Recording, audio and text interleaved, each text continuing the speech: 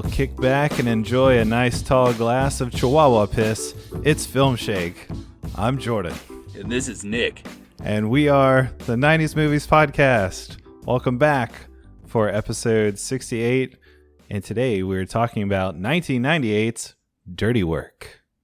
Nick, I'm back. It's good to have you back, buddy. And I'm so excited to be talking this movie with you. Me too, man. I will get into the origin of my viewing experience with this movie. But yeah, just wanted to say thank you to Chaz, who was on last episode for Jurassic Park, who was guesting / I guess my clone or something, my frog DNA clone or whatever y'all came up with. But yeah, good job on that, guys. That was a fun episode. So hope everybody enjoyed that. But yes, this episode, one of our favorites, obviously going into this just like fully aware that we probably both love this movie. Hopefully still both love this movie so many years later. But first we have to talk about the punishment movie that I guess you or Chaz or somebody gave us that ties into this, which is 2000's Screwed. So Nick, did you watch this with me? I did watch it, and it is my fault. Nice. Chaz did say he had seen this, but this was my pick for the punishment. Okay, it was your fault. Yes. Screwed, a.k.a. Ball Busted, which was like the original title. Apparently, MGM was going to produce this after Dirty Work, but after Dirty Work didn't do so well at the box office, they dropped it, and Universal picked it up. And Nick, I don't know if this comes at a surprise or not, because this is a very poorly rated movie, but I kind of love Screwed. Oh, that's why I love doing this podcast with you. I knew you were going to love this stupid-ass movie, Jordan. It's so stupid. It's so stupid. It's my kind of movie. I mean, all right, it's Norm McDonald, Dave Chappelle. You got Danny DeVito in there as like the creepiest morgue employee, whatever their title is. Oh, you got our boy Lockton Monroe as one of the police officers who was in Dead Man on Campus. He was Chip. You got George Jefferson himself. You got Sherman Hemsley as a character named Chip. And then Elaine Stritch as this crabby old bitch of a woman who is so funny in this. I thought some of her line readings were so funny. It's a madcap plot of just bumbling idiots, and it just gets stupider and stupider as they try and get out of trouble, and they just end up in more and more trouble throughout this whole thing. Man, this is my kind of movie. Did you not love this? Did you just think this was stupid? It's so stupid. God, it's so stupid. It's so funny, though. I'll talk about my love for Norm McDonald when we talk about our main film. As much as I love Norm, there were parts of this I did enjoy. It's just so dumb. It's a very dumb movie. It's poorly structured. There are parts of it where I definitely started to zone out. Everything with Danny DeVito, man, I love DeVito, but he can go to the most disgusting, grossest, most foul places. I don't think there's an actor in our lifetimes who can be as disgusting as Danny DeVito can. And he is so nasty here, just mixing body parts. Right. It's so perfect for this part, though. He was like the perfect casting for this, because you meet him in this morgue where he's like suctioning out someone's colon, and he starts showing them all the different things that he's found inside people. None of that had to be scripted, right? Or like very roughly scripted, because he's just going off on like, ooh, I found this clicker in this person's body. Like, oh, honey, where's the clicker? Oh, I don't know. It's inside me. And it's just like so stupid, just going through all these objects. But I don't know. That was a standout moment for me, for sure. I did like the randomness where he's like heading up the Hawaii Five-0 fan club or something. Right. What was it? The Jack Lord fan club or something like that. Yeah. It's so weird. So the basic plot is Norm McDonald is a chauffeur / just house servant for this evil lady who runs a bakery factory, Miss Cross. Is it Miss Cross? Miss Croc. Virginia Croc. Virginia Croc. Okay. Like Crockpot. So he's just this chauffeur for this evil old lady. He's been working for her forever, and she treats him like crap. And Dave Chappelle runs like a chicken place. Was it like Rusty's Juicy Chicken Hole is the name of the restaurant, which he has on the side of his like beat up ass van, which is, I don't know, it's so dumb, but it's so good. It's the smart dumb, Nick. It's the smart dumb, because I just really found a lot of this really funny.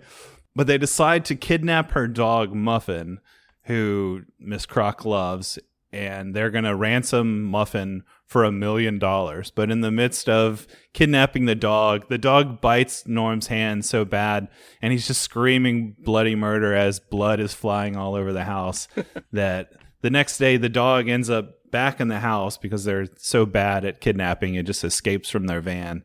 And the police think that Norm McDonald has been kidnapped and ransomed, and it just goes on from there. Just like they're trying to get out of this whole madcap scheme that they've come up with, but it just gets worse and worse, where they're hiring Danny DeVito at some point to fake a dead body to look like Norm McDonald, but he instead uses like an old man little person that looks nothing like him, and the police end up thinking this is the kidnapper somehow. I don't know. It's so ridiculous, but I don't know. I kind of loved every minute of it, honestly. There were two parts I laughed so hard I had to pause it, and I was really tearing up, crying. Yeah. And it's really the best aspect of the movie, kind of loops into what these two moments do. The first you already mentioned, when he kidnaps this dog, it's real dumb at first, right? He's got like a weenie on a hot dog weenie on a fishing hook, and he's like trying to reel the dog in with it. It's so stupid, and it accidentally goes in her denture cup for a minute. Yeah. And then he just gives up on it. And I love how they're talking about how her hearing is really good and she's a light sleeper, and they're basically like setting off a nuclear bomb in her house and she doesn't wake up. But he finally grabs the dog, and you think like, okay, that was all dumb and this, but kind of funny, and the scene's over. But no, it bites him, and then it just keeps escalating, and then the blood spray. Yeah, I think this movie is PG-13. I wasn't expecting that much blood, and it's just a geyser that comes from out of nowhere, and his scream is so over the top. He's in so much pain. It's like he's being circumcised without medication. He's flinging this dog around as it just like grips onto his hand like the jaws of death or something. He's like smashing the dog on the table, like trying to get it off his hand, but it just won't let go. Right. Yeah, and then the blood splatters over the painting of Miss Croc on the wall. That whole scene is hilarious. I thought he was going to kill the dog. Like he was going to accidentally hit it into the wall and it was going to die, but that's not what happens. The dog makes it through, but my second favorite part, again, it's just extreme violence against poor Norm, because after all the dumb schemes that they do, he finally gets this briefcase full of money. It's like, what, $10 million in the briefcase? $5 million. $5 million. With inflation, it's like $100 million.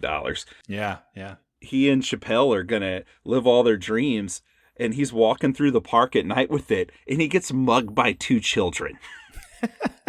And one of the children stab him in the leg, and he's like, ah! And then they tase him, and they're like, tase him, or shock him, or whatever they say. Whenever the kids come and are like, what's in the case? Which got in there, huh? Like, that's funny, and it seems dumb, and it's kind of funny. But then, again, it's the escalation, just like the blood spray from before, where the kid pulls the knife out and shanks him. It's like, what? What on earth? And there's little details too, even leading up to that scene, where he calls Miss Croc as she's like on the way to deliver the money somewhere else to like the stadium that they have filled with cops hidden around this stadium that you never see. But he calls her on her car phone as like, you got to go to the Wilkes-Barre Park or whatever. And she's like, oh, that's not safe after dark. And he's like, shut up, bitch. He just tells her to go there. And then like later when you hear Danny DeVito's address, they figure out where he lives based on they call the number to the Jack Lord fan club through the operator, and they figure out the address, and they're like, that's a shitty part of town. And then like later one of the detectives he's played by Daniel Benzali, I think is the actor's name. He's really funny in this too. Like he's just so deadpan and serious amidst all the stupidity. And he hears where the address is, and he's like, does this wincing face where he's just like, ugh.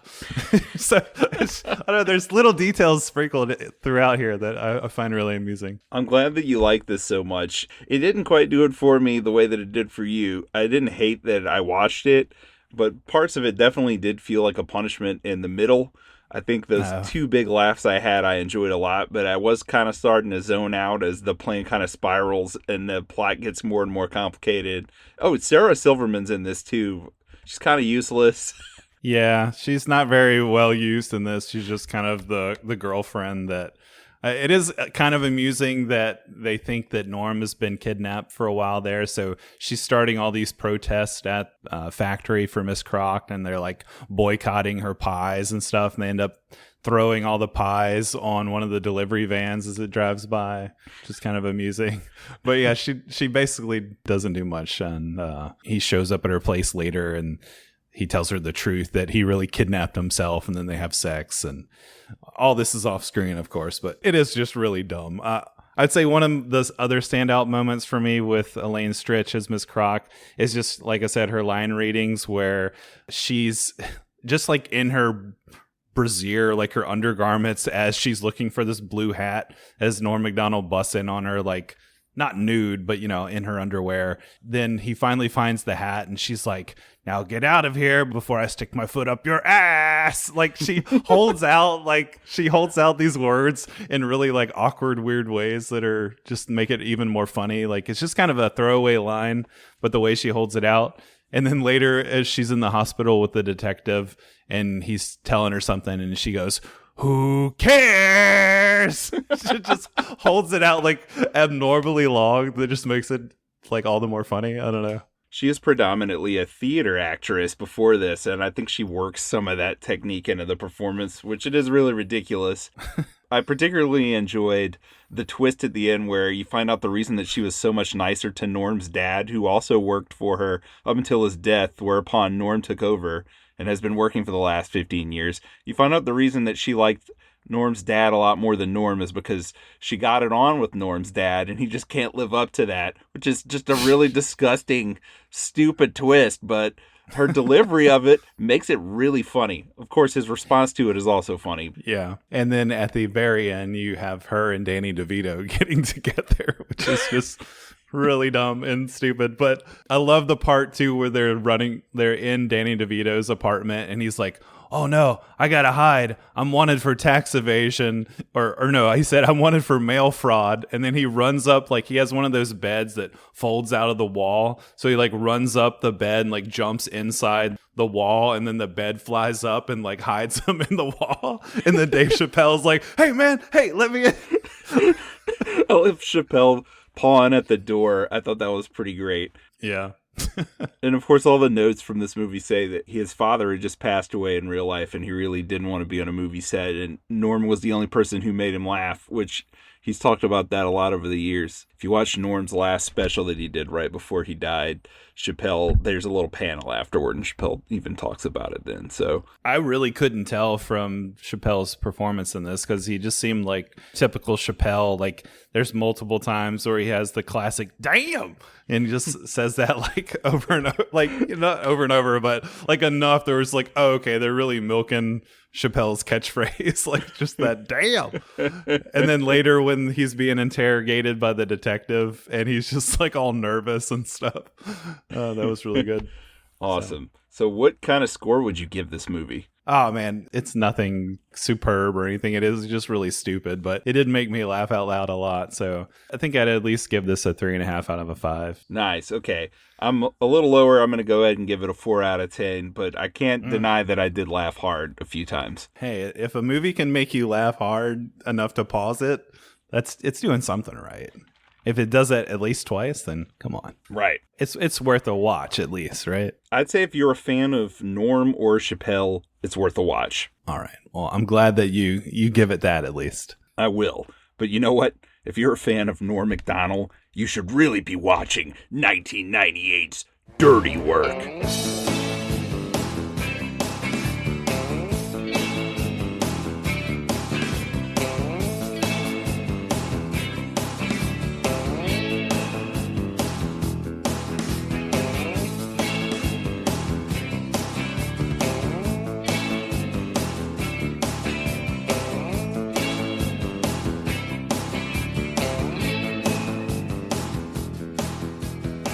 That's right. Revenge is a dish best served dirty. Was that a tagline for the film, or did you just make that up? That is a tagline I saw on IMDb that was for this film. There's quite a few other taglines, but that was my favorite one. Right on. Well, this was your pick. This is a film I had seen before, but it had been 24 years. I saw it right after it came out on video, and I never saw it again until now, Jordan. Why did we watch this movie? I just have always loved this. I remember, I think I was in probably the 7th or 8th grade when this was coming out. I remember seeing the previews and being really excited to see this in the theater. This was like the one movie I wanted to see that summer. Most anticipated thing for me. For whatever reason, I just thought the trailer looked really funny. And I guess I probably liked Norm McDonald and like everybody involved from Saturday Night Live. But I remember going on a trip with my family to California, and the whole time I'm just thinking like, maybe we can go see Dirty Work. Maybe we can go see Dirty Work, slip this in some way. And we never did, and I missed it. And I don't think I ever, it was only in the theater for like a couple of weeks or something. It didn't do well. So I missed my chance of seeing it. And so then, I'm waiting for like however long it was back then, like 6 months to a year or something for it to come out on video. Finally see it on video. I think I even just like bought it on video when it came out without even having seen it, and just, immediately loved it. Favorite of mine growing up. So yeah, this has always had a near and dear place in my heart, probably because of that anticipation, like the build up to finally see it. And then it was as funny as it is. It just was very satisfying. So always love this. There's just lines in it, just similar to, my affinity for Billy Madison, Happy Gilmore, some of that early Billy Madison stuff. This has a similar producer to Billy Madison. Fun tie-in. You've got a little cameo from Adam Sandler in here. You've got Chris Farley. You've got so many different just like random characters thrown in. So it's just like right up my alley in that whole wheelhouse of dumb humor. So I appreciate Dirty Work a lot. Nice. For me, the 90s, I think there are two people who had the largest effect on my humor as far as being formative influences on what I think is funny. The first would be early to mid 90s Conan O'Brien. And then the second would be Norm McDonald, for sure. Yeah. Been a huge fan of him since the 90s. A lot of people, when he passed away, were really bummed out. Usually when a celebrity dies and people are like, that one hit me really hard. I don't know, man. Like most actors, the reason they're doing that is because they're really narcissistic and egocentric. Their brains aren't wired like ours are. Whenever they die, it's sad to me, but it's like, you know what? I'm sad when like my friends and family die, right? Which I've lost a lot of them, and that really affected me. When a celebrity that I've never met who would not care about me dies, it doesn't have that big effect. But when Norm McDonald died, that was rough. That made me a lot of sad because it's like this guy has consistently made me laugh since I've been a teenager, and now just gonna have to go back to the old stuff. And that's why I'm really, really glad that he made the movie Dirty Work in 1998, Jordan. Yes. Because I love this movie. I loved it. Well, I'd say I liked it a good bit in 1998. There were some things I didn't know what to think about when I watched it then. Watching it now, I love this movie so much. And I watched it multiple times to prep. I loved it more the more I watched it. That's great. And I can't wait to talk about Jordan. This was directed by Bob Saget, which I didn't think I ever realized growing up.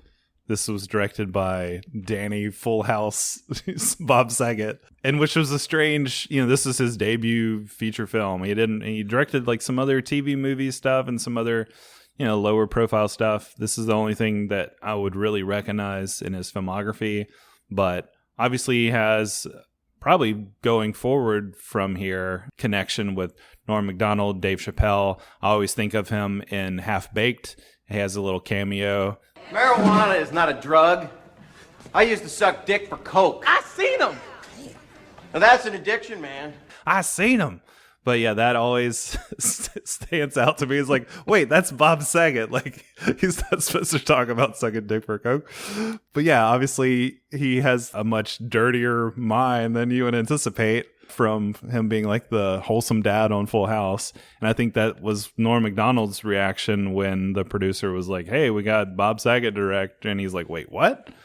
But obviously, it turned out well. for this movie. Just fit hand in hand, I think. Yes, I remember sometime in the 90s, somebody told me that Bob Saget was the opposite of his TV dad persona as a comedian, and that he was actually really, really, really foul. Not just foul mouth, foul.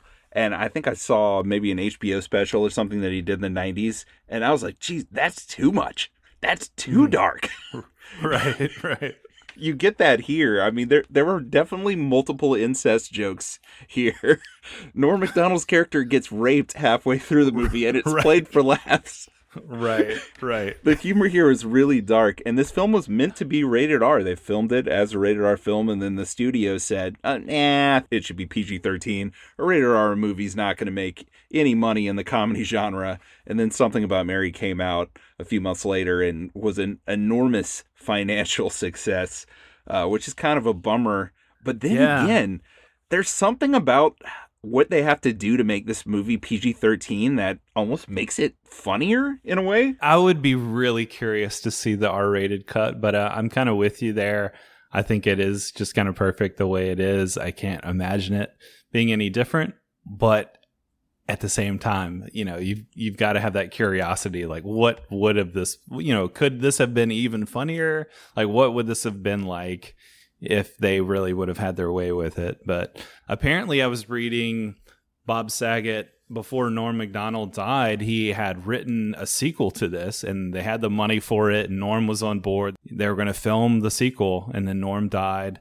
And then Bob Saget was trying to put together some of the deleted footage, try and kind of put together a rated R cut, like in memorial to Norm. And he was having trouble finding the deleted footage, and he died like a few months later too. So it's just kind of crazy.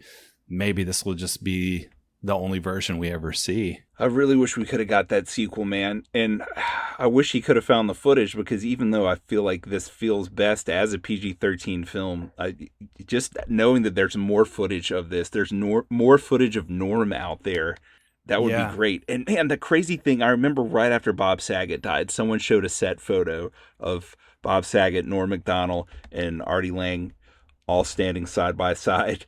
And the caption was, in 1998, who would bet that Artie Lang would live the longest of these three people? Right. If listeners don't know, Artie Lang, not in the greatest physical shape, and has had a huge drug problem that would kill most people. 99.9% of the people on Earth who have done as many drugs as Artie Lang has in his life would be dead. But he is still alive. He's supposed to be sober now for quite a while. I hope he is. Yeah, but so. He's the only one that's alive out of these three. It's crazy. And Chris Farley is also, I think, in the picture too. Along with Chris Farley. Yeah. Wow. That's crazy. Nuts. Well, yes. So, written by Norm, Fred Wolf, Frank Sebastiano, guy that Norm worked with on Saturday Night Live. But I was reading, apparently based on a Roald Dahl short story called Vengeance is Mine Incorporated. I've never heard of this short story. I don't know how factually true that is. Are you familiar with that at all? I was going to read it to prep if I could just get it for free, but I couldn't, so I didn't. I did read a synopsis of it. I mean, it's pretty loosely based. It's loosely based. So I guess to get into the basic plot of this is they start a revenge for hire business to try and get some money to help save their dad. I mean, it's Sam, played by Artie Lang's dad. Pops is his name.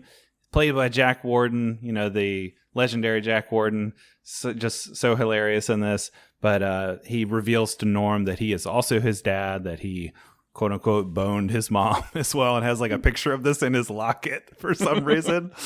But they need $50,000 for a heart transplant. Chevy Chase is their doctor, who has like lots of gambling debts, and these bookies are going to break his legs or kill him if he doesn't get him this money.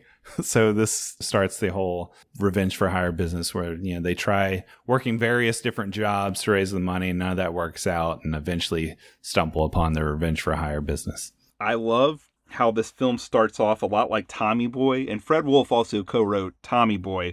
Right. We get the brief flashback to open the film of young Norm as a kid, where he's getting beat up. And there's a gag throughout the movie where he gets thrown out of places where literally thrown into a dumpster, yeah, or thrown out of places. Yes, it's like my favorite gag of this whole movie. Just gets thrown into a dumpster, bangs against the wall of the dumpster, and falls in. It's so great. But the pranks that he plays when he's a kid, to the original dirty work he does to get revenge on people. How awesome is the crossing guard scene? And again, this is very Bob Saget-esque. Right. The crossing guard is grabbing all the kids' butts, all the children's butts. So young Norm puts super glue on his butt. So whenever the crossing guard grabs his butt, his hand gets stuck there, and then young Norm starts yelling, "Hey, look, everybody! Crossing guard grabbing 8-year-old's ass over here! Look, everybody! Look! Crossing guard grabbing 8-year-old's ass over here!" He's just screaming that again and again. That is the standout moment for sure from the early childhood parts.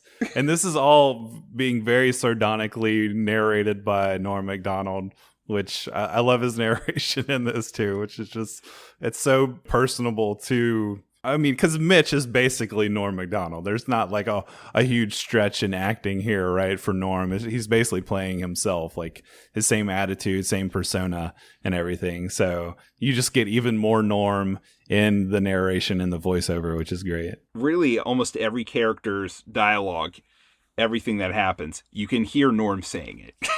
It's all phrased in the way that Norm McDonald would phrase something. Except for maybe like Sam or Pops. I don't know. They're very much their own people for sure. But I'll give you that, yeah. There's a lot of Norm throughout this. I love his girlfriend throwing all his stuff out, and he sees this guy walking down the street with his shirt, and he tells the guy, "Hey, that's my shirt." So the guy starts to take off the shirt to give it back to him. And you mentioned smart dumb for screwed before. I'd say that this is the same amount as dumb, but way, way smarter, which smart dumb is my favorite type of humor. I mean, I said, mid-90s Conan before. Conan O'Brien's a guy that got straight A's at Harvard, but is like willing to look like he's the stupidest person on earth and be extremely self-deprecating in a way that only a smart person could do. Right. And this guy has his shirt, and he starts to take his shirt off, and this guy is the hairiest man who ever lived, to a very disgusting degree. And Norm just says a line that is stupid. It's a really dumb line, and it should not work. But he says, Here you go. No, that's all right. I was talking to somebody else that's different than you. No, I love his reaction too, where he's like, "Ah!" Like that Norm screech where he's just like, "Ah!" Right. And most other people saying that line, it would just be like, man, that's not that great. But him saying the line, it's the best thing. Yeah. It's just like he brings an awkward nervousness to a lot of this movie, which just works really well. And just, I don't know, it's like he's smart, he's very condescending to a lot of the characters, but at the same time, he's getting beat up a lot. He's being thrown out of windows. He's been thrown in a dumpster, so he's willing to, to make himself look humiliated too, which is great. Yes, to the highest degree. I also love that basically he is kind of just being himself and not really acting in a way that reminds me of Jerry Seinfeld on the show Seinfeld, which one of my favorite all-time shows. No one would accuse Jerry Seinfeld of being a great actor, but he's great as Jerry Seinfeld on the Seinfeld show, and Norm is great in this movie doing that. Yes. Not being Seinfeld, being Norm. That's a good point. Right, yeah, that's a good point. It's definitely the same kind of vibe where he's just being himself. Yeah, I love where they point out later on that he has to tell whenever he's lying, but it's almost like a meta commentary on him kind of smirking through his lines. Like, That's true. Throughout the entire film. Yeah, every time they ask him something that he's embarrassed by, he's like, "No." But yeah, you're right. He is kind of like smirking the whole time, like throughout most of this movie. So the acting is definitely not great. I also love that Pops just sits around watching the same aerobics video all day long, the sexy aerobics video. Yeah. And they make a comment to him about his impotency that he's dealing with. And he's like, yeah. Again, this is so stupid. It's so damn dumb. But I can see Norm McDonald coming up with this idea late at night and writing it down. He says, no, it's not working yet, but I'm getting some ideas from Impotent Old Men and Whores magazine. And he holds up a magazine that literally is just like an old man next to a scantily clad woman with the title written on the magazine in a magazine font, Impotent Old Men and Whores. It's amazing. I love the running gag of this dirty old man Pops and his, bring me some whores. Like, he's like, hey, we've got great news, Pops. He's like, oh, did you bring me a whore? It's just like, it just keeps going on and on until the very end where he's like Don Giovanni at the opera they're trying to ruin. And he's like, come here, baby. He's like in his hospital gown.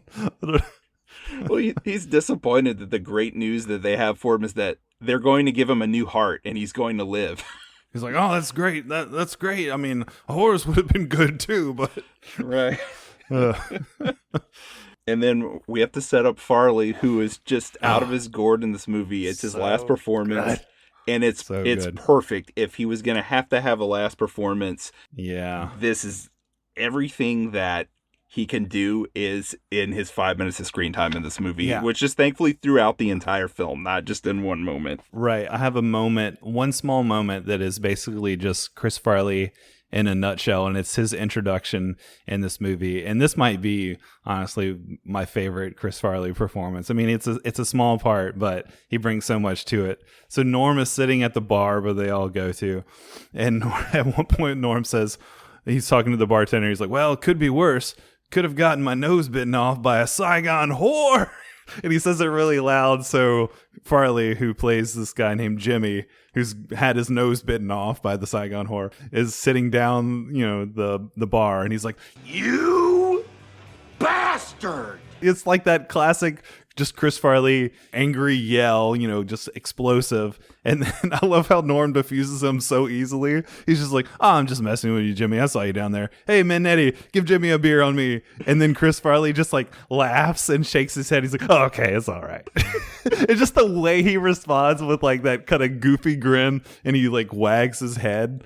It's just all that right there in that one little moment is Chris Farley in a nutshell. It's just so good. And Saget does such a great job there because they cut to the back of his head whenever he gets mad at Norm.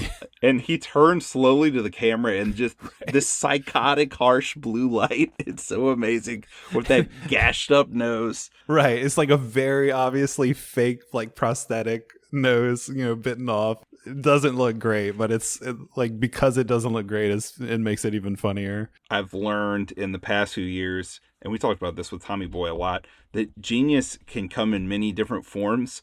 And I remember back whenever Farley was alive and in his prime, I was kind of disparaging of him because it was like, well, he doesn't really write anything. He just performs things that other people write for him. But then I realized, it takes genius to interpret those things the way that he does and make them so personable and funny.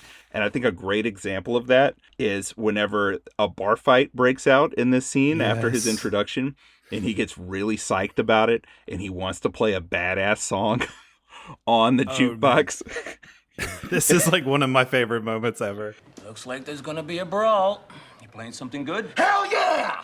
Rolling Stones, street fighting man, G7! You just hit G8.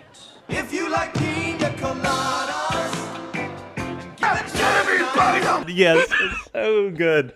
I will randomly just say G7 in that way, just walking through my everyday life, just like G7, the way he enunciates that. Oh, it's a virtuoso line reading. It's amazing. It is. And it's just like the random guy standing next to him is like, you gonna play something good for the fight? And he's like, hell yeah. He screams at him in his face. Apparently the actor there didn't know that Chris Farley was just gonna turn and yell hell yeah in his face, and so his shocked look is genuine. I don't know, it's just the funniest thing. It's amazing. All of his insane crazy high energiness is here, but then like that puppy dog sweetness is all here too. It's everything you want from Chris Farley. So much of this movie just feels like a gift, especially now that so many of the biggest parties involved here have passed away. It's like this gift that they left behind, this document of their skill from the late 90s, Jordan, which I just love it, man. And then this bar fight, right in the midst of that is also hilarious, where before this we have Sam hitting on this very attractive young woman at the bar. And I love his pickup line is basically like, I live with my dad. And then it just cuts away to Norm, like talking to Jimmy down at the bar or something. It's just that I live with my dad. The question mark in his voice is so funny to me. And then later he's like getting in a fight. The whole fight in the bar starts with the frat guys coming up and trying to mac on this girl too, and she's just so disinterested. She's like, I think y'all should fight over it. And then they start this whole fight. I love Norm's line where he's like, my stupid friend needs me. He's met Kathy at the bar, and they start hitting it off a little bit, and he goes into the fight and he's like, hey, why do you get a pool cue? And then he just gets beat over the back with a pool cue and then thrown out of the window. Like the whole gag of him being thrown out of places. This is the best one because just like shatters the glass of the front of this bar, and he's just laying on the ground. And then he periodically throughout the film, he's pulling out like a little tape recorder for notes to self, and he's like, Note to self, learn to fight. so good. I love his tape recorder gag. And also, you know who else I love, Jordan? I love Traylor Howard as Kathy. I don't know how you felt about this actress back in the day, but I really loved her in this sitcom called Boston Common. She was really great in that. And she was in Two Guys, a Girl in a Pizza Place. And then she was Jim Carrey's ex in Me, Myself, and Irene. She had like a great little run there in the mid to late 90s. Yeah. She's definitely on my really, really long 90s crush list. 90s crush list. For sure. Yeah. And yeah. I love the sweet energy she brings to the movie where, I don't know, I heard it was like another comedian because, you know, Norm had a son. He was married for a while. And they were just like, you know what? Norm McDonald has had sex before. Can you imagine that? Because I can't. I can't imagine. He gets Sarah Silverman in Screwed, and then he gets Traylor Howard in here. I mean, it's like, what is this guy doing? And they don't ever like really kiss or even barely touch each other in the movie, but they have good chemistry. Yeah, that's true. I mean, like you said, there is a sweetness to this because, yeah, it never gets really like raunchy or trashy or even like super romantic between them. It's just good chemistry, friendliness. Yeah, I love it. I think it really works. And I don't know if that's like intentional here or like, oh, we can't have Norm, a scene of like Norm McDonald kissing somebody. That's just going to look weird. Like, I don't know. Wouldn't that be strange if you had like a sex scene or a kissing scene even with Norm McDonald? Like, that would just feel off, right? I also love that he lords it over her that she is attracted to him, basically. Yes.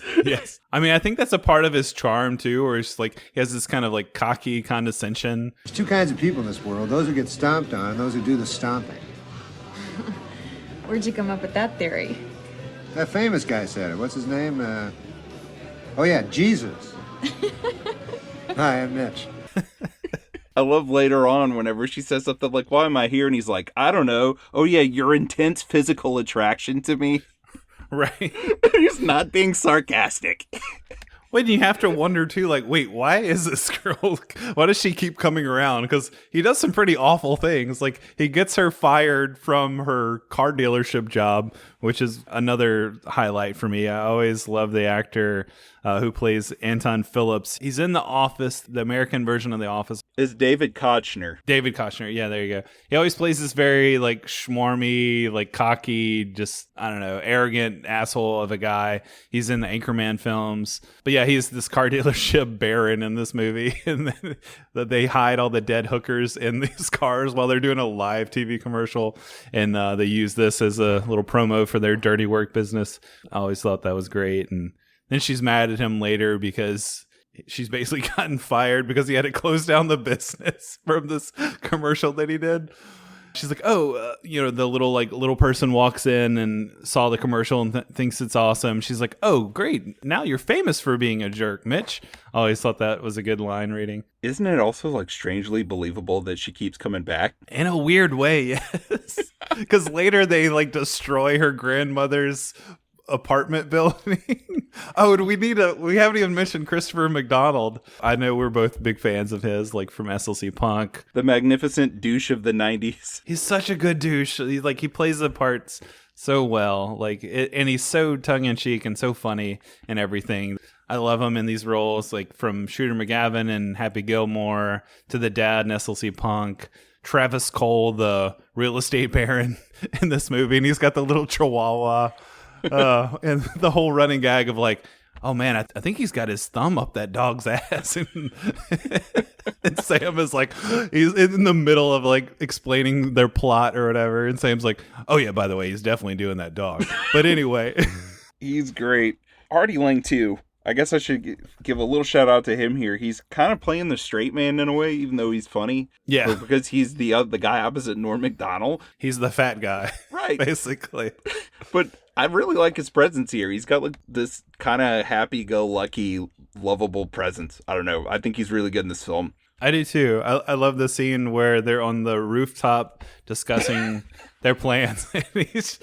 They're standing over the ledge and Norm's talking to him, and then he turns around and like Norm realizes, man, you've been taking a leak this whole time. He's like, yeah. He's just so nonchalant about it. But then later a guy like busts up through the exit door on the roof, and he's like covered in piss, and he's like, I'm gonna kill you, asshole.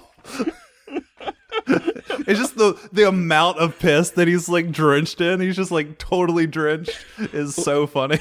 Also, Norm McDonald looking at the guy and then saying, that was a hell of a piss. Right. And then they just run. All of his line readings are like the most Norm possible too. And the smart, stupid, like this is right after they pull the prank on the frat guys that beat him up. Where they call him, they say that people are impersonating the police to the frat guys. So if some police come, you should beat them up because they're actually thieves who are coming to steal from you. And then he immediately calls the police and says, Hello, real cops? Yes, I'd like to register a complaint. Right.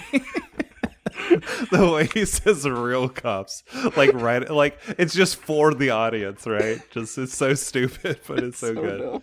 But it's actually a pretty clever prank, right? That he pulls on the frat guys, just like setting that whole up. Takes a little bit of ingenuity. I love where they try to work other jobs before they get on a dirty work and they have the movie theater job. Oh, so good. I think this made me cry for an hour and like just have to stop the movie completely. Yes. This is probably one of my favorite ad libs like ever from Don Rickles when he's riffing on Sam. So there you are, Tubby. You look like a bucket of lard on a bad day. You baby gorilla. Why don't you work a zoo and stop bothering people? Got a call yesterday from Baskin-Robbins. They said that they're down to only 5 flavors. You're swelling up as I talk to you. I also like that he says all the funny stuff to Artie Lang, and then when he gets to Norm, it's just mean. Like, It's not even like a funny insult. He's like, you have the personality of a moth. Right. It's just hateful. Right. Apparently, they spent like a whole day just filming Don Rickles' riff, and Bob Saget got in trouble with the studio because they spent like a week's worth of their salary on just like a day's worth of him riffing. And at one point, he was just making fun of Norm McDonald himself. He wasn't even making fun of him in character. He was just like riffing on Norm McDonald. Yes.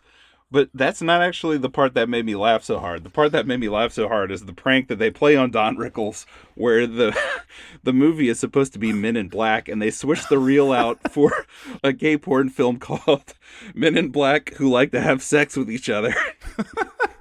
And the line readings, you don't see any of it. And Norm and Artie cover their eyes after they put the reel on. But the line readings and the lines themselves are so obviously Norm McDonald lines because you just hear the Men in Black Who Like to Have Sex with Each Other say, an alien. Yeah, we better have sex with each other. That's so good. And then the audience stampedes out. It's amazing. Right. when you've got Hamilton played by Don Rickles, where he's like, I guess, trying to impress the upper management of the theater, and he's bringing them candy and stuff. And even when he goes and gets popcorn, he's like insulting the concessions guy who's like, hurry up, you idiot. And then he gives him the popcorn, and he leaves the theater, and then all of a sudden the stampede, just like so proud of himself for a minute. And then all of a sudden he just gets trampled by all these people. I love that whole scene. All the pranks are great. The car lot prank where he hires all the prostitutes. And I love how they're basically like his loyal gang of prostitutes that will do anything for him throughout the film. Because I love when the prostitutes are being loud when he's trying to tell them the plan. He says, okay, settle down, prostitutes. Right. I was going to say that line too. He's like, settle down, prostitutes. I have a plan for you where you can earn money doing no sex at all. And then they all look disappointed. And they're like, aw.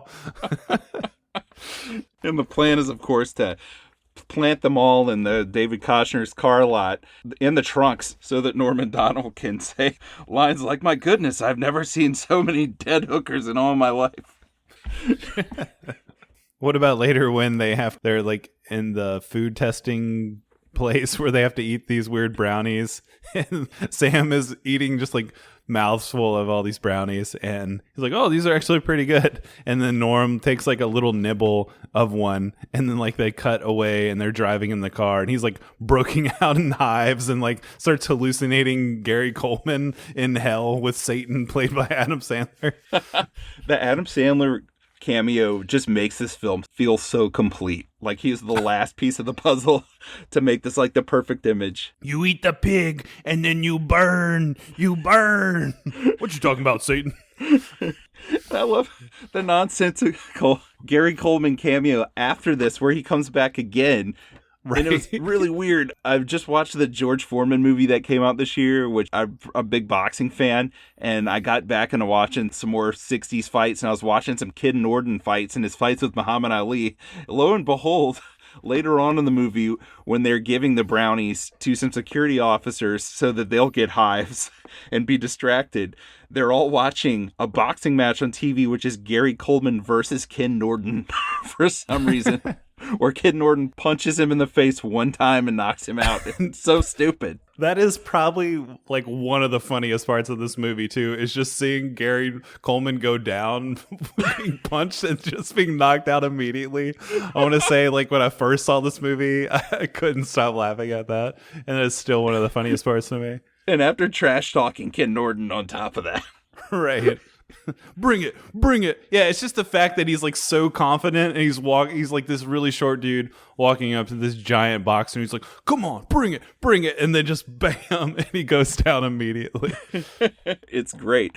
More awesome 90s-ness there, where you have Gary Coleman doing a lot of comedic stuff there, well past his sitcom prime days from the 80s. You got Sandler, like you said, which really, he has to be here, and he's really why the movie got made, because he said, look, Norm McDonald, he was just in my Billy Madison movie. This guy's great. You got to give him a movie. He needs his own movie. And I don't think this movie would have happened without that. Now that I'm thinking about it, with Sandler and Farley, the only thing that this movie really is short is like a Steve Buscemi cameo. Like, I don't know, as somebody in the background or some little bit part, like I can just see it. I would love that. Maybe that's in the R-rated cut. Maybe so. Oh, and speaking of people from the 90s, you have the woman who was in every Victoria's Secret catalog that I confiscated from my sister, Rebecca Romaine, who plays a bearded woman here. She always was able to poke a lot of fun at herself, which I appreciated. And of course, then she did Mystique in the X-Men movies after this. But she's the bearded lady. And the best part is she's a beautiful woman, right? All they do to her is shave her beard. So she wakes up in bed and it's beautiful Rebecca Romaine. And she feels the lack of beard on her face and screams. And it's so stupid because outside they're spray painting bearded off of her trailer. So it just says the lady. It's so dumb. I love it so much. That is probably like the one segment of this where it's just not quite as funny to me as the rest of it. But that scene of her waking up, feeling her face being smooth and screaming is pretty great. But yeah, all the stuff with like the circus, I don't know, it just doesn't quite work as well for me, but it's still funny to a degree.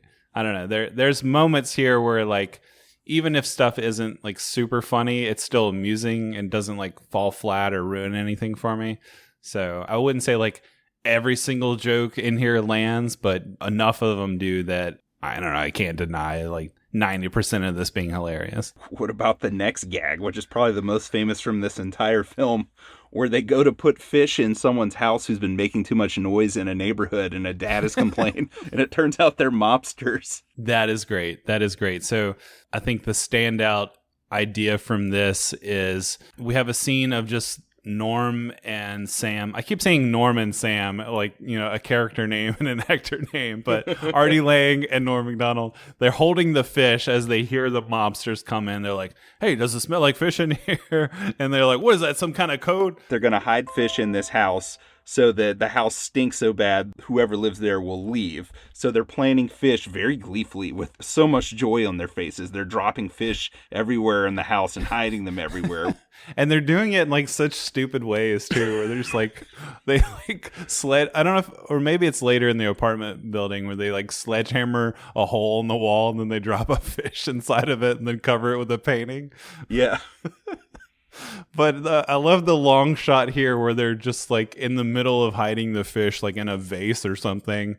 And then the mobsters walk in off screen in the other room. They're like, hey, does it smell like fish in here? And then they get into this big like gun battle where they have like grenades and machine guns going off. And the whole time you just have Norm and Artie standing there with this frozen expression on their face until finally the last explosion goes off. Looks good. What's the problem? It smells like fish in here. What is that? What was that? Some sort of signal? Huh? Is that a signgle? No. You wearing a wire? No, it really does smell like fish in here. You're a damn cop, ain't you? That's it. Show these guys what we do to cops. Say hello to the devil for me! Behind you! I've been hit! Pablo, kill them! Kill them! Make your guns bark like the devil himself! Bring in hell, you bastard! No! No, sweet Jesus, he got me! Mark, over there! Grab it! I use it to cut fireworks! Ah! What you using? Now you're killing me with that chainsaw! He took away my chainsaw, and now he's using it on me! Oh my God! Is that a hand grenade?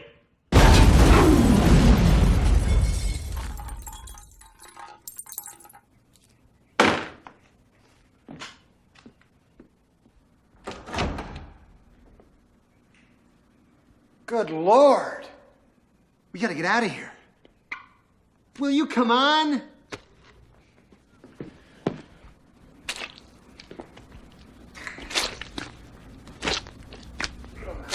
And then they're like walking out, squishing over the dead bodies. And the neighbor walks in and is like, wait, what's going on here? I told y'all to turn down that record. Oh my God.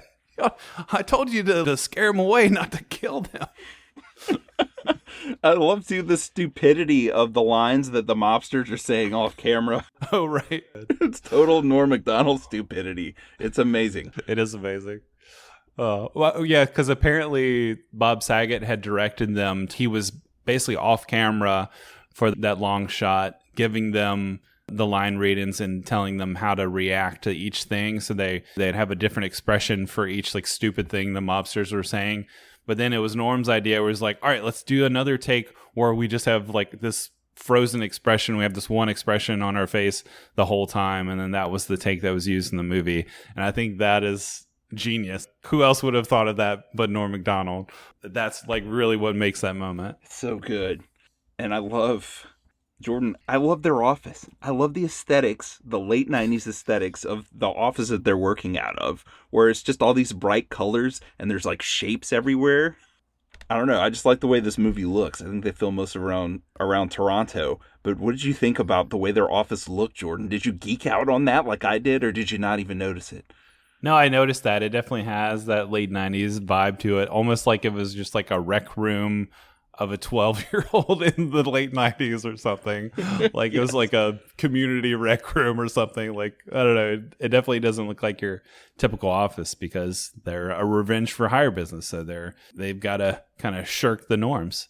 No pun intended. And that leads to their next gag, where they put all the popcorn seeds in this bulldozer that's going to bulldoze this community building. And this is all because of old boy from all the movies we talked about wants a parking lot for his opera house because, of course, he's a big snob here and he's a big fan of opera. But yes, they put all the popcorn seeds into the bulldozer, and then, of course, they all explode and blow the bulldozer up with popcorn. But I love the stupidity of them leaving a giant trail of popcorn seeds from the crime scene all the way back to their office that the police follow. And then they get arrested. Wasn't this a callback to, like, when they were kids, they put popcorn seeds in somebody's car from when they were kids? Yes, it is. They pull the same prank again. They repeat a few of the pranks through the movie. Yes, that's true. Which is kind of fun, yeah. Yes. It's also kind of fun when they go to prison after this, Jordan. Right. Ridiculous. He and Artie Lang are sitting there, and he's like, you do know what happens in prison, right? And Artie Lang's like, no, what are you talking about? And then he whispers to him, and he's whispering about getting raped in prison, to which Artie Lang is like, what? I never heard about that. And then the three guys sitting across from them, the three criminals there are like, oh, come on, Norm. And he's like, ah. And then he goes off, and it's off camera, obviously, but he gets raped off screen, which would be a horrific thing, right? It's horrible, but instead this is Norm McDonald writing this movie. So he walks back, pulling his pants up and kind of like rubbing at his butt and then just giving them a lecture about how disrespectful it was. You fellas have a lot of growing up to do, I'll tell you that. Ridiculous. Completely ridiculous. Can you believe these characters? Way out of line, way out of line. Have a good mind to go to the warden about this. You know what hurts the most is the lack of respect. You know? That's what hurts the most. Except for the other thing. That hurts the most. But the lack of respect hurts the second most. I just love how he keeps saying ridiculous. And the way that he's just able and willing to completely make fun of himself again and again. Where right after this, he's talking to Trailer Howard and trying to be cool. And she asks him to do something. And he says, I have to go lift weights. What? What? Right. At himself. Like, who would believe that I'm actually doing that? Well, now they have to go to Christopher McDonald himself because he calls them. He wants them to do a job for him, and they get tricked. And if there's one part of this movie that's not my favorite, I'd say it's whenever they go to destroy this apartment building for Christopher McDonald because they kind of just do the same pranks, like they do the fish again. The only part I really liked from this is where we already have heard a comment about Norm McDonald finding Sean Connery sexy, and he sees a James Bond poster. There's I think it was a From Russia with Love poster on the wall. Yeah. And they're trashing everything, smashing everything. Then he sees the poster and delicately rolls it up and runs off with it. I do like how Artie Lang is the one like breaking down all the doors, and then Norm McDonald is trying to break down the doors himself. But then he he lights a door on fire and then puts it out with a fire extinguisher and then walks through the hole. It's like his own little version. And then later he goes into the apartment of Trailer Howard's grandmother, who he thinks was running a horror house, but it's really like her knitting business or something later we find out. But then Artie Lang knocks down the door on top of Norm McDonald. They think that this is like a hive of villainy, and it's actually not. It's just where normal people live. Right. They've been completely duped. So they go back to Christopher McDonald to complain. They get thrown out. There's a great delay where Artie Lang walks out, kind of dusting himself off, and you're waiting for Norm McDonald to fly out, and he doesn't. But then somehow they perfectly time him finally flying out, getting flung out. It's amazing. And then they hire these homeless men outside. We find out are not the crazy kind of homeless men. They're the sad ones. They make that delineation. Right. You have the whole monologue from one of the homeless men. Actually, he is the same actor who played the principal in Billy Madison, which I thought was really funny. And he goes on and on about like, you know what? I used to have a life and blah, blah, blah, blah. And then Norm McDonald interrupts him. He's like, here's your $2. It's like the harshest audio cut where the guy is really giving a great performance in this monologue. Yeah. About his self-worth. And then the way that he so harshly says, here's your $2, reminds me of like my 5-year-old niece. Like in the way that she would interrupt you because she is not listening to a word you're saying and she just wants her goldfish crackers or something. It's awesome. He does the same thing later when he's like talking to them in the park. He's like going on and on and on. And then it cuts to a wide shot and they've all deserted him. And he's like, guys, wait up. And then Norm finally breaks the news to Artie Lang that he's actually his brother. And they have a little falling out here, which actually I thought was pretty well done. Because, you know, in these 90s comedies, there always has to be some kind of like falling out between main characters for a minute. Sometimes it's annoying because you're like, all right, when are they going to get to that part so we can get past that part? But I didn't mind it here. It actually, I thought, was pretty well done, with the two of them very briefly falling out, and Norm, who is living with them, has to go sleep in his car. Of course, he's wearing old-timey pajamas. And then Bobcat Goldthwait breaks into his car to steal his radio. I love how Norm is like smacking his lips, waking up like very nonchalantly, like, hey man, hey, trying to get some sleep back here. And Bobcat's like, ah! It just runs away with the radio. And I love also the continuity there where he wakes up later in the morning and he's freezing because the window is busted. He looks so pathetic shivering, and it's really funny. He looks pathetic, but he also looks like he's very badly acting that part too. It's awesome.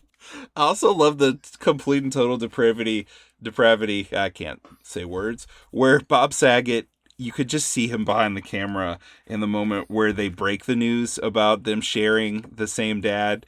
And Artie Lang is in disbelief, to which Pop says, because there's a picture, you know, like you mentioned, of Norm McDonald's mom and Pop's getting it on, where he says, nah, she was there too. Who do you think took the picture? And it's so awful. I love Norm's expression in response to that. He's like, oh.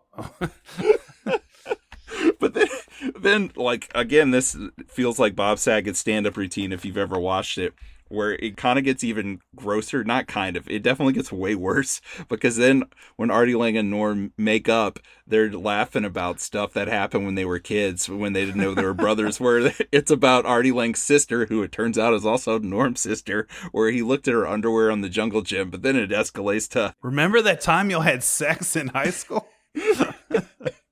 And then also them summing up how they're brothers later on, where Norm says it's kind of a long story.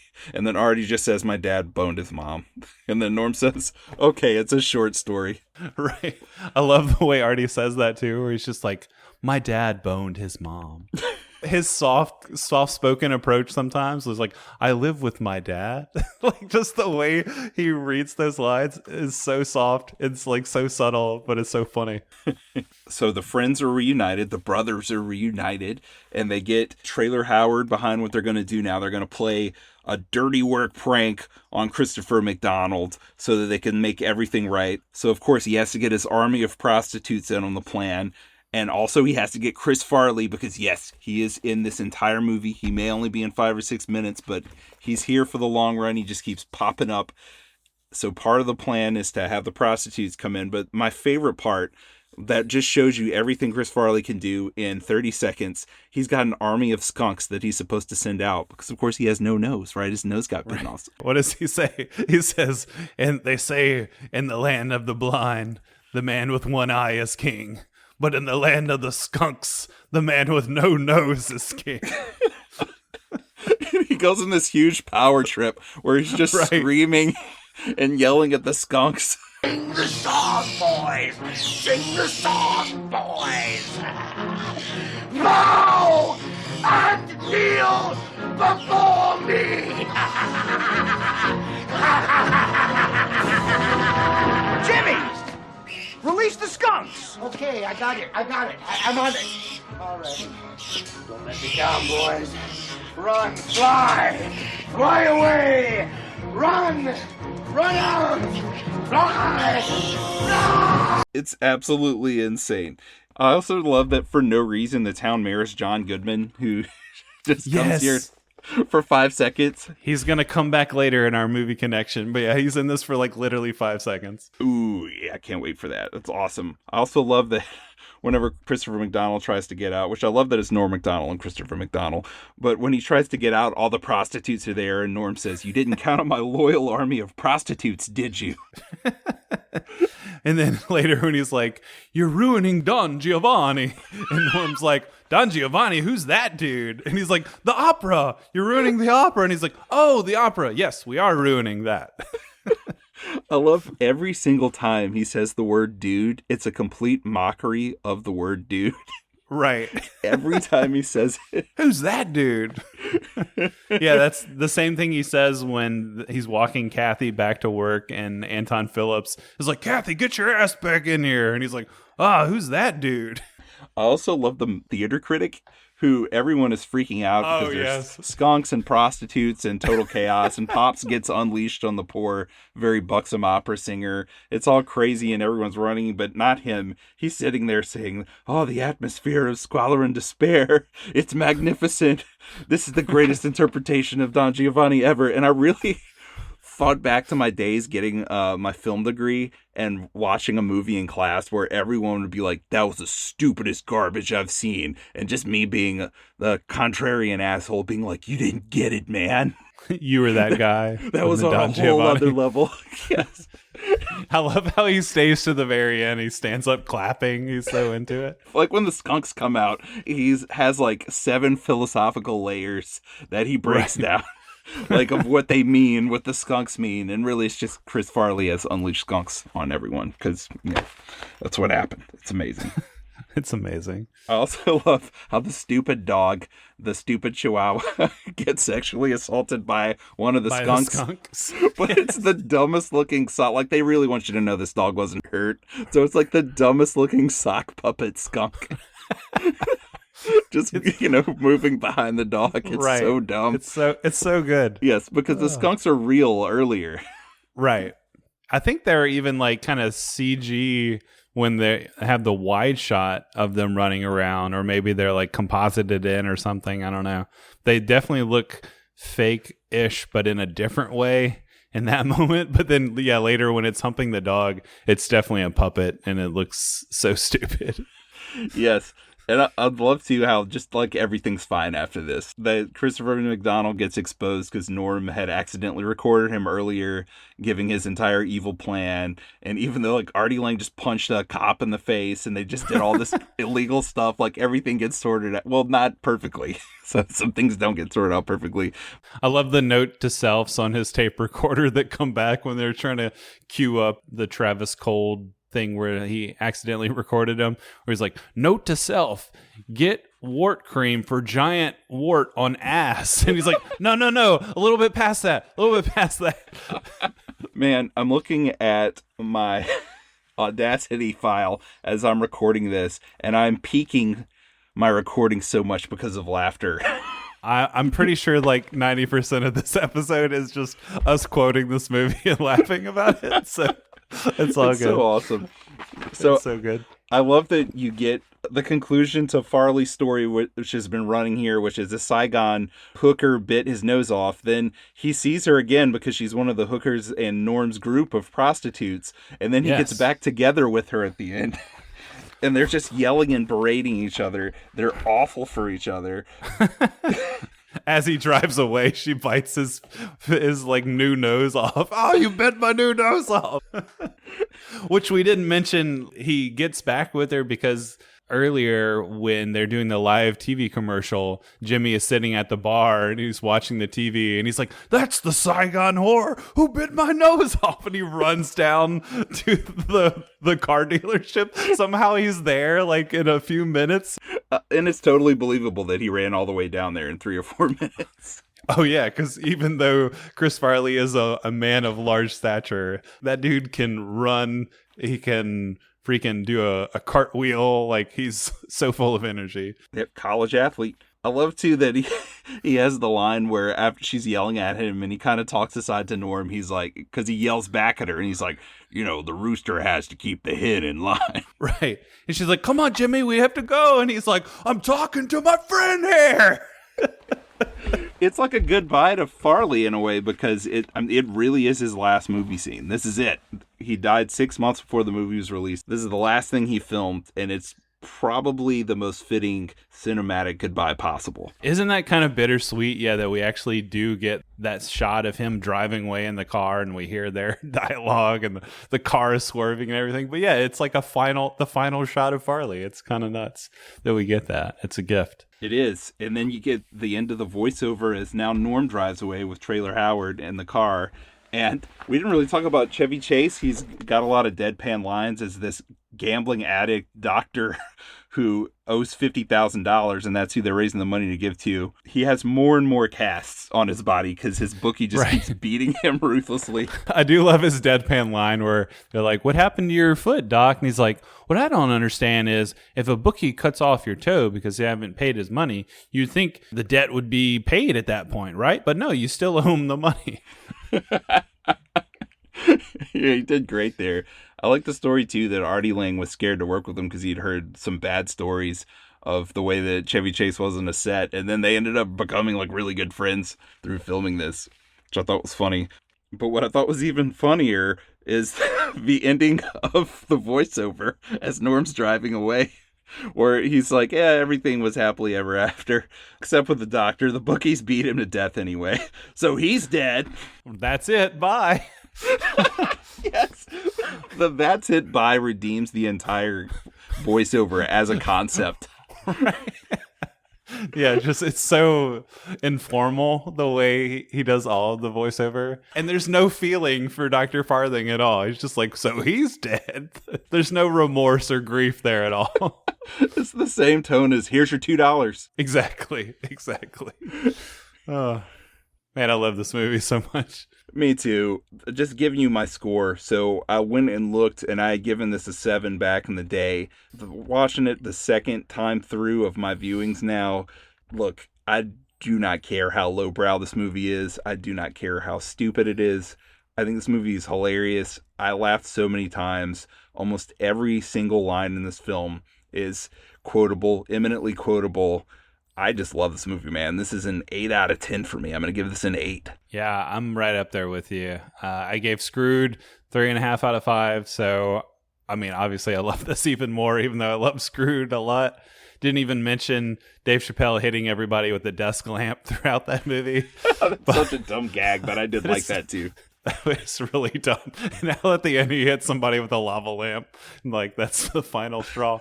But anyway, yeah, Dirty Work, much more enjoyable than Screwed, I'd say. Much funnier, even though I love both these Norm McDonald movies. So I'd have to give it a 4 out of 5. I feel like I could go back to this one for comfort forever. It has so many things I like in it. And then, like we said about Farley, I mean, it's the same for Norm McDonald now. If you're a fan of Bob Saget's humor outside of Full House, it's the same for him. They're all gone, but they left an eternal document here of their genius, of their stupid, brilliant genius. And I'm very thankful this movie exists. I mean, we laughed so much talking about this just now.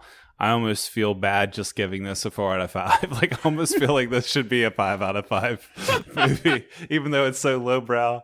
It's like, It's so ridiculous to give this kind of movie that kind of score, but I don't know. It feels like it deserves it just for all the history I have with this movie and how much joy I get out of it. It does, man. I was thinking, I gave it that 7 out of 10, and I was talking about getting a film degree before, where you would probably really look down on this film, or you'd be like, it's okay to have a little fun at the cinema every now and then. Right. I'll give it a 2.5 out of 5. No, like, forget that. If I can watch this movie again and again and get so much enjoyment out of it, it's an 8, man. Yeah. For sure. It's up there. Right on. Well, movie connection, like I mentioned earlier, we are connecting Jurassic Park and Dirty Work. So I think, I don't know, what about you? The dinosaurs in Jurassic Park, that was really a revenge for hire business in some way. Like John Hammond just had it out for all these people. I don't know. But speaking of John, so John Goodman was the mayor in Dirty Work. He was also in the movie Always, directed by Steven Spielberg, who directed Jurassic Park. And another connection, Norm McDonald was in Dr. Dolittle with apparently a monkey named Crystal the Monkey, who, guess what, played the monkey in the recent Spielberg movie, The Fabelmans. So there you go. 2 connections. Nice shot. I'll add a third to this, too. We'll make it a trifecta. The porn gag in this film, men in black who like to have sex with each other. Obviously, a porn spin on the movie Men in Black, which was produced by Amblin Entertainment, a.k.a. Steven Spielberg Productions. Steven Spielberg directed Jurassic Park. Triple connected. Nice. All right. So, are you ready for our trivia battle? Hold it! Pop quiz, hot shot. All right, so this time for trivia battle, I have a little game called Playin' Dirty, and this is movies with dirty in the title. So I'm going to ask you a question. I actually wrote my own questions this time, Nick. Aren't you proud of me? I'm shocked. You are shocked, I'm sure. All right, what did you have? Roald Dahl adaptations is my theme. Oh, nice. And I know the answer to all of these. I'm going to follow that old rule from back in the day. I know the answer to all of these. I just thought of things that I knew about Roald Dahl adaptations, and I wrote these questions based on that. And then I fact-checked myself to make sure that the answers were right. And they were. Sweet. Also, there's one and possibly a second punishment that we have for our next episode, which is a patron request. I'm going to watch those whether I win or lose. Yeah, I'm going to watch those if I win or lose either. So we'll just do this for pride's sake. And hopefully, well, for some patrons or some fans of the show, hopefully I lose because apparently Chaz is enjoying that running gag of Filmshake. But for my sake, I hope I win one of these days. It's good when you're bad, Jordan. It's good when I'm bad. All right, so first question for Playing Dirty. What year was the movie Dirty Pretty Things released? Was it A, 2002, B, 2001, C, 2000, or D, 2003? That's a pretty good movie, by the way. I should throw that out there. That actress really had her time in the sun. That was Audrey Tautou? 2002, yeah. There you go. You got it. I did enjoy that movie a lot and was a big Audrey Tautou fan back in the day. What happened to her? I don't know. She was in quite a good bit of stuff in the early 2000s and then just kind of went off the map. I assume she's still doing good work in France, but just maybe not as many notable titles that have crossed over. If that had been your question, you would have stumped me because I would have said, I don't know. I thought she was just an apparition of the early 2000s. I guess so. All right. Jordan, I feel like these are easy. You got to get at least 3 out of 5 of these. I'll try. All right. Which frequent stop-motion animator directed 1996's James and the Giant Peach? Was it A, Henry Selick, B, Tim Burton, C, Phil Tippett, or D, Nick Park? I believe it was Tim Burton, but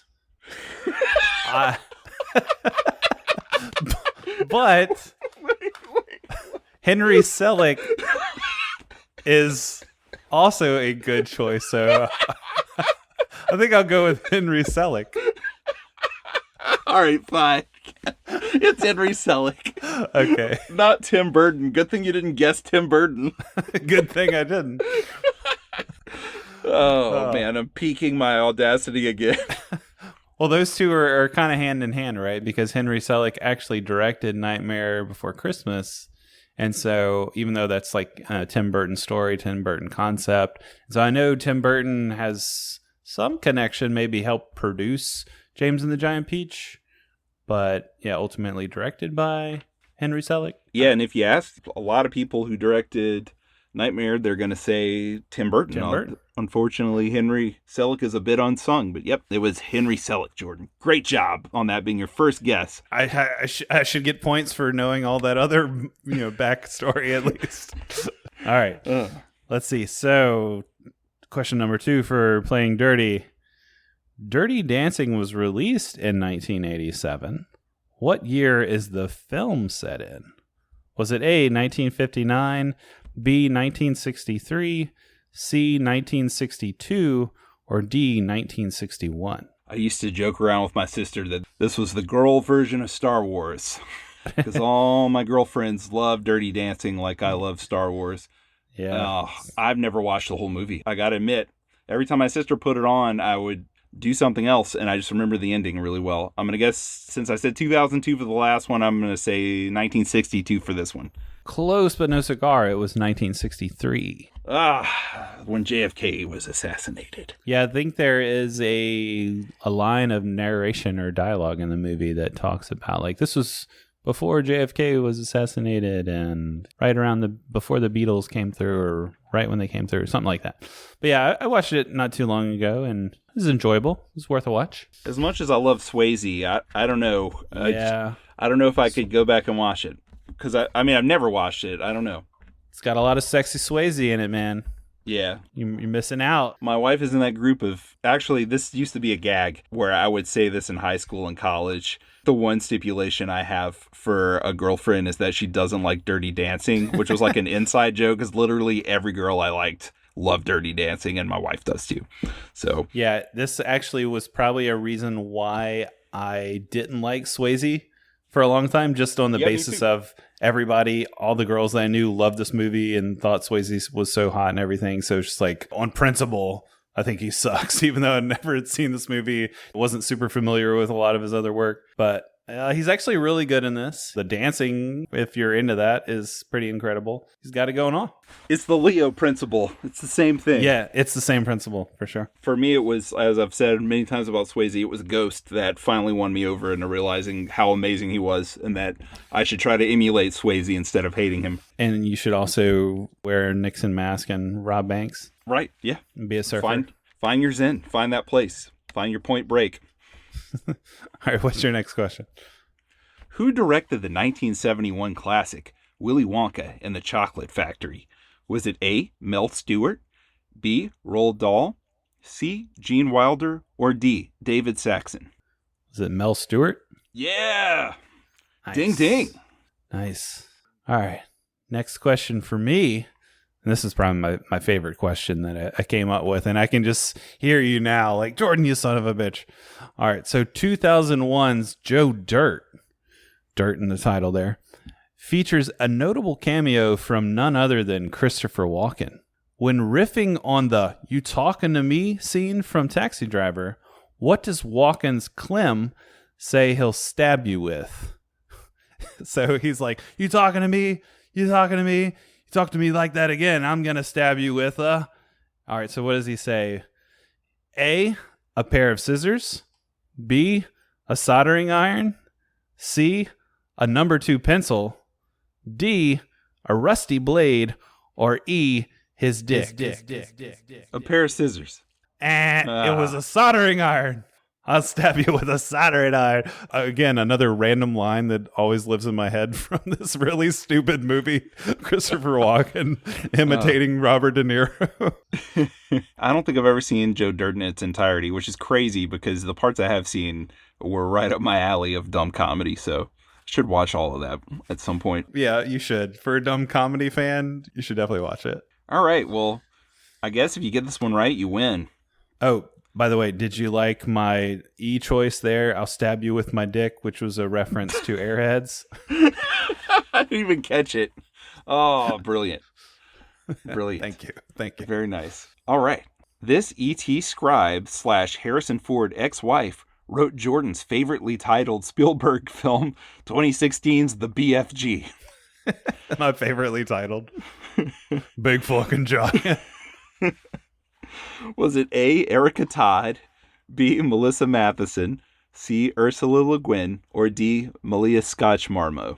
I wish I had a phone of somebody on that side. I don't know. Was it Melissa Matheson? That is correct. Harrison Ford's, rest in peace, Melissa Matheson, but his wife before, his current wife, Callista Flockhart. Well, let's see here. What are we at here? You've gotten 1 right and 2 wrong. Yeah, Jordan, I think you've gotten 2 right here. Even 3 right, since you definitely said Henry Selick before. I definitely got that first question right, so yeah. Since you got that first question right, Jordan, forget your questions. Let me just see if you can go 5 out of 5 here. All right. Which you've never done before. Like maybe your Filmshake off, when Chaz came on, rejuvenated your powers and gave you trivia power. Maybe so. It was all that amphibian DNA. All right, here we go, Jordan. You can do it. 1996's Matilda is a childhood favorite for many people my wife's age. Yes. Since I brought my wife up before. Which Agreed. One Flew Over the Cuckoo's Nest star directed it? Ooh. Was it A, Christopher Lloyd, B, Danny DeVito, C. William Redfield, or D. Brad Dourif? I believe it was Danny DeVito. Yeah, Jordan 4 for 4. Oh my gosh. Oh my gosh. Oh my gosh. Living with my mom has done me good. I live with my mom. No. Can I ask you my other question, though? Yeah, sure. Go ahead. All right, because this was also one of my favorites. And let's just say I've won this thing at this point, right? Sure. All right, so question number 4 of Playing Dirty. Sonic Youth, bringing in some music here, released a song called Dirty Boots in 1990 on the album Goo. They also released an album named Dirty in 1992. Which director who ties back into dirty work directed multiple music videos for the band? Was it A. Tamara Davis, B. Spike Jonze, C. Michel Gondry, or D. Gus Van Sant? I don't know. Spike Jonze? Ties back into dirty work somehow? Tamara Davis? There you go. Because she directed Billy Madison and Adam Sandler's in Dirty Work. Bada bing, bada boom. Good old Tamara. All right, well, Jordan, I feel like you were stalling a little bit there because you're nervous about going 5 for 5, but I have faith in you. I think you can do this. All right. This is the hardest question, but I think you can get it. Number 5. Which British television star played Mr. Stringer in one of the only films to scare the hell out of young Nicholas as a child? 1990's The Witches. The other movie that scared the hell out of me was Return to Oz. So thanks a lot, Jim Henson. That and The Witches scared the crap out of me. Those are the only movies that have ever scared me. But who played Mr. Stringer in The Witches, Jordan? Was it A. Rowan Atkinson, B. John Cleese, C. Eric Idle, or D. Hugh Laurie? Was it John Cleese? Oh, damn it, Jordan. You were so close. It was Rowan Atkinson. Rowan Atkinson? Mr. Bean / Blackadder Played a himself. scary man? Well, no, he's not scary. Frickin' Angelica Houston is scary. Oh, I see. Terrifying. Well, I was so close. You almost had it. I have faith that one day you'll reach that 5 out of 5 mountain, Jordan. One day. Can only hope. But I still won. You did. You won the Pride War. Let's see. You want to hear my 5th question just for fun? What you got? Who directed 1971's Dirty Harry? Was it A. Don Siegel, B. Clint Eastwood, C. Dean Reisner and Clint Eastwood, or D. Don Siegel and Clint Eastwood? I know that Don Siegel directed Dirty Harry, but I don't know if Clint Eastwood went in behind him and did extra stuff. I love those Dirty Harry movies. I like all 5 of them. Yeah, I knew you were a fan. I feel like you like to try to trick me. I'm going to guess Don Siegel and Clint Eastwood, unless you're making me overthink the answer. I could be. No, that is correct. Don Siegel and Clint Eastwood. All right, there you go. Got Very it. nice. Man, for patrons, we recently did a Patreon-only episode on our favorite 70s movies. I feel like there were so many I forgot. I didn't say Superman, which is one of the formative movies, the Richard Donner Superman, one of the formative movies of my youth. I didn't say Dirty Harry, which also very formative, not when I was a kid, when I was in high school. God, all those movies, he has great quotes in all of them. I love all of them. So I wish I would have said Dirty Harry too. There's just too many good ones. The 70s are too good. Not as good as the 90s, but I just gave you an option to talk about it with my 5th question there. So thank you, friend. You're welcome. Speaking of talking, there is so much talking in the movie that we're covering in our next episode. That's right. So patron Anthony has requested that we cover our first Kevin Smith film. What's it going to be? It's going to be Clerks from 1994. Very low budget indie film. That will be the main topic. But the punishment movies, we're just going to go all out. There's a Clerks 2, but hey, Clerks 3 just came out. I heard that one's actually good. I don't know. I haven't seen it, but I will see it. Yeah, I've heard multiple people tell me that they cried watching Clerks 3 somehow. Holy crap. That's interesting. Yeah, I am curious to rewatch Clerks. It's been a long while. I'm curious to rewatch it. I mean, it doesn't have Jason Lee in it, so it's not a true Kevin Smith film for me. But that's probably sacrilege for most Kevin Smith fans who are like, Clerks is the holy grail, the debut, the end-all be-all of a lot of Kevin Smith fans, I would say. But yeah. I think we'll go into it next time. But yeah, I want to say my first Kevin Smith film was Mallrats, or maybe Chasing Amy. But I just have a soft spot for Jason Lee because he used to be a skateboarder, and I love that dude. I know that's why you like him, Jordan. Right, exactly. Your skateboarder bias. That's right.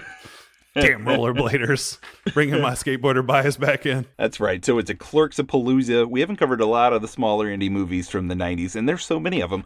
We're going to do this show forever until infinity if we can live that long, so we'll eventually cover them all. At least into our 90s. That's right. We have to live into our 90s so we can do the 90s Movies podcast to confuse people at that point, whoever's still alive by then. Right. And you're going to be in your 90s before I'm in my 90s, so we'll get there. We'll get there. All right. Well, thank you guys for listening. Hope you enjoyed Dirty Work. Definitely go and watch it if you haven't already, and watch Screwed at my recommendation, if you so dare. But yes, thank you to all our patrons. If you want to join us in supporting the show, at least $3 a month, you can get bonus episodes. Check us out on patreon.com/filmshake. And you can find us on Twitter or X or whatever the hell you call it nowadays at 90s Movies Pod. You can email us at filmshakepodcast@gmail.com.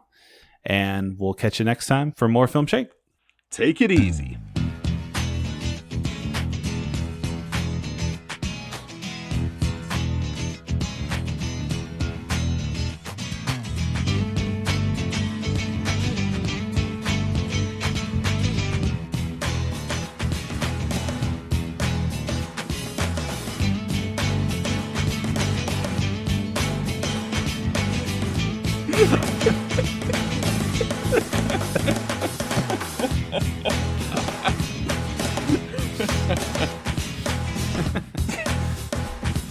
Oh, it's so good. So where does that lead us to?